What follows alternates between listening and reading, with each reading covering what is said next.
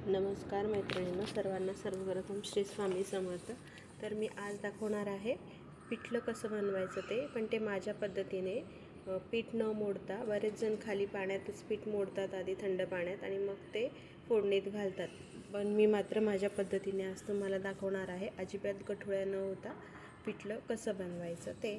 तर मी साहित्य घेतलेलं होतं: मिरची, कांदा आणि लसूण. मिरची चिरून घेतली, कांदाही चिरून घेतला बारीक, आणि लसूण मात्र चिरायचा राहिला आहे. लसणाला मी छान ठेचून घेणार आहे. त्यासोबतच मी तेलही गरम करायला ठेवलेलं होतं. बघू शकता इथे हे तेल गरम झालेलं आहे. यात आता मी घालणार आहे मोहरी. त्यानंतर त्यात घालणार आहे जिरं आणि मोहरी छान तडतडलं, ते तेलात पूर्ण तडतडलं की मग त्यात आपण घालणार आहोत कांदा छान बारीक चिरून घ्यायचा. आणि पिठल्यात कांदा जास्त असला की अजून छान चव लागते पिठल्याला. तर अशा पद्धतीने हा कांदा टाकून घेतला. जिरं मोहरी तडतडल्यानंतर कांदा आता चांगला ट्रान्सपरंट होऊ द्यायचा आहे. सोबतच मी ज्वारीच्या भाकरीही करत होती. ज्वारी म्हणजेच दादर, आमच्याकडे दादर म्हणतो, काही जणांच्या भागात ज्वारी म्हटलं जातं. तर पिठल्यासोबत ज्वारीची भाकर खूप छान लागते. तर अशा पद्धतीने या भाकरी झाल्या होत्या मस्त. आणि त्याच तव्यात मी पाणी गरम करायला ठेवलं होतं. कुठल्याही ग्रेव्हीच्या भाजीला मी पाणी गरम करून घेत असते, हे आधीही मी सांगितलेलंच आहे. त्याच पद्धतीने आजही पिठल्यासाठी पाणी गरम करून घेत होते. तर कांदा आपला वाफला गेला आहे, ट्रान्सपरंट झालेला आहे. आता त्यात मी घालते मिरची. आधी जिरं मोहरी घातली, कांदा घातला, आता मिरची घातली. मिरची चवीनुसार 3 ते 4 घ्यायच्या. तुम्ही तिखट खात असाल तर ठेचूनही घेऊ शकतात मिरच्या, पण ते जास्त तिखट झालं असतं म्हणून मी त्या कापून घेतलेल्या. आणि इथे हा लसूण ठेचून घेतल्याने जो फ्लेवर उतरतो पदार्थाला किंवा पिठल्याला, तो अप्रतिम असतो. म्हणून बऱ्याचदा मी पिठलं बनवताना अशा पद्धतीने लसूण आपला ठेचून घेत असते, म्हणजे अगदी छान असा फ्लेवर उतरतो पदार्थामध्ये. आणि पिठलं तर अप्रतिम लागतं असं ठेचून. जर आपण त्यात लसूण घातला तर मस्त लागतं पिठलं. त्यासाठी मग मी इथे लसूण ठेचून घेतला 5 ते 7 पाकळ्या, आणि त्या आता मी फोडणीत घालते. अशा पद्धतीने आपली फोडणी आता ऑलमोस्ट रेडी झालेली आहे. यात आता फक्त आपल्याला घालायची आहे हळद आणि थोडं धने जिरे पूड. अशा पद्धतीने आपला कांदा पूर्ण शिजलेला आहे, फोडणीही रेडी झालेली आहे. यात आता आपल्याला घालायचं आहे थंड पाणी. घेतलं आहे मी आधी अर्धा ग्लास थंड पाणी घ्यायचं आहे आणि ते यात घालायचं आहे. आणि चवीनुसार यात घालायचं आहे आपल्याला मीठ, 2 स्पून छोट्या. तर ते मीठ घातल्यानंतर पाणी मात्र ह्या स्टेजला खूप उकळवायचं नाही आहे, गरम फक्त कोमट होऊ द्यायचं आहे. आणि कोमट झालं पाणी की मग त्यात आपण घालणार आहोत बेसन पीठ. हे इथे मी चवीनुसार मीठ घालून घेतलेलं आहे. पाणी फक्त कोमट होऊ द्यायचं आहे, जास्त उकळू द्यायचं नाही आहे. आणि मी बेसन पीठ आधी पाण्यात मोडून ठेवलेलं नाही आहे, मी डायरेक्ट गरम पाण्यातच पीठ घालणार आहे.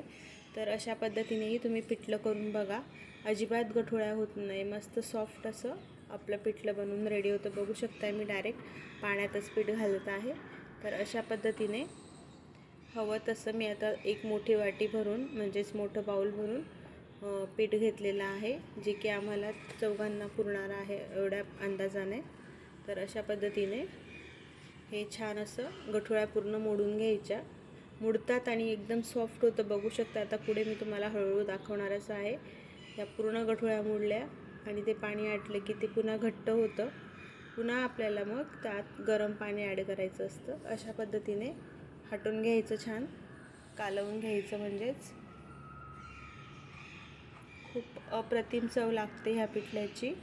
अशा पद्धतीने तुम्ही नक्कीच करून बघा. आणि व्हिडिओला लाईक मात्र नक्की करत जा, व्हिडिओला कमेंटही करत जा, आणि आपल्या मैत्रिणींबरोबर व्हिडिओ शेअर करत जा. अशा पद्धतीने बघू शकताय आता हे यातलं पूर्ण हे पिठलं घट्ट झालं की पुन्हा आपण यात घालणार आहोत गरम पाणी. बघू शकता इथे हे पूर्ण आपले लम्स मुडले, आणि आता यात पुन्हा आपल्याला पाणी घालायचं आहे. बघू शकता किती घट्ट झालेलं आहे ते. अशा पद्धतीने बेसन पाणी सोकत असतं. तर ते पाणी आटलं की आपल्याला पुन्हा पाणी घालायचं आहे, गरम पाणीच घालायचं या स्टेजला. आता याला पुन्हा शिजवून घ्यायचं 5 मिनिटं. अजून कोणकोणत्या रेसिपीज तुम्हाला बघायला आवडतील तेही कमेंट करत जा आणि व्हिडिओला लाईक करत जा. अशा पद्धतीने बघू शकताय. पुन्हा दुसऱ्यांदा त्यात गरम पाणी घाल. आपल्याला हव्या त्या कन्सिस्टन्सीने. मला तर पातळ पिठलं आवडतं, तर मग मी पाणी भरपूर घातलेलं आहे. तर पुन्हा हे पाणी घालून घेतलेलं आहे आणि छान असं 5 मिनिट तरी शिजवून घ्यायचं त्याला. मस्त असं पूर्ण शिजलं की खूप छान लागतं. झाकण घालून शिजवायचं. शेवटी 5 मिनिट त्याला वाफ काढून घ्यायची. तर अशा पद्धतीने बघू शकताय. पूर्ण पाणी आटलं की मग त्याला छान असे उकळी फुटते आणि त्या उकळीचा आवाजही एकदम मस्त असतो. आता ते मी म्यूट केलेलं असल्यामुळे कळणार नाही आहे. तर बघू शकताय आपलं हे पिठलं इथे रेडी झालेलं आहे. तर आपण आता सर्व करून घेऊया. बघू शकताय पिठल्यासोबत कांदा, पापड आणि लोणचं तर झालंच पाहिजे. आणि उन्हाळ्यात भाजीला संध्याकाळी काही नसतं त्यावेळी छान हे ऑप्शन आहे पिठलं भाकरी. तर अशा पद्धतीने तुम्हीही माझ्या पद्धतीने हे पिठलं नक्कीच बनवून बघा. झुणका भाकर आणि संध्याकाळी असं गरम गरम सर्व करा आणि खा. छान लागतं खूप. अशा पद्धतीने व्हिडिओ कसे वाटत आहे तेही सांगा आणि व्हिडिओला लाईक, शेअर आणि सबस्क्राईब करायला मात्र विसरू नका. अशाच पद्धतीने नवनवीन रेसिपींसाठी चॅनलला सबस्क्राईब करा, कमेंट करा. आणि हो, पिठल्यावर गरम गरम पिठल्यावर तेलाशिवाय तर चवच नाही, म्हणून तेलही इथे घालून घेतलेलं आहे. बघू शकताय. चला तर मग भेटूया पुढच्या वेळी.